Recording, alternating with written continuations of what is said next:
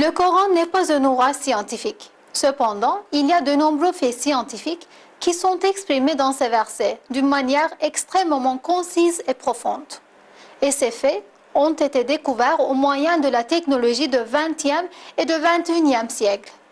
La trajectoire du Soleil est l'un de ces faits expliqués au Coran. Les versets du Coran évoquant le Soleil et la Lune soulignent que chacun suit une trajectoire spécifique. Je demande la protection d'Allah contre le diable banni. C'est lui qui a créé la nuit et le jour, le Soleil et la Lune, chacun évoluant sur une orbite propre. Sourate Al-Anbiya, verset 33.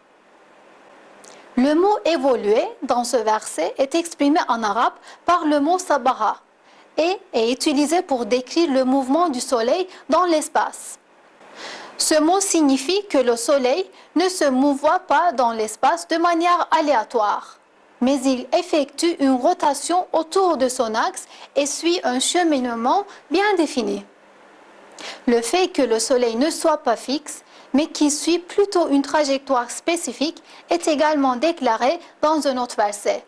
Je demande la protection d'Allah contre le diable banni. Et le Soleil court vers un gîte qui lui est assigné. Telle est la détermination de Tout-Puissant, de l'Omniscient. Sourate Yasin, verset 38. Ces faits rapportés par le Coran ont été découverts seulement à notre époque par l'observation astronomique.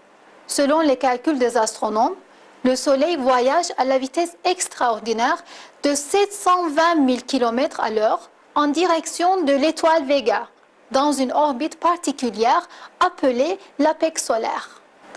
Cela signifie que le Soleil parcourt environ 17 280 000 km par jour.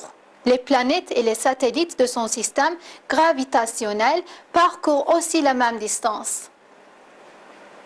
Comment voulez-vous que dans une période quand on ne connaissait ni astronomie ni haute science, ce fait scientifique soit connu? Qui pouvait observer le Soleil et décrire sa trajectoire au 7e siècle? Le fait que cette information soit donnée au Coran est une preuve que le Coran est la parole de Dieu.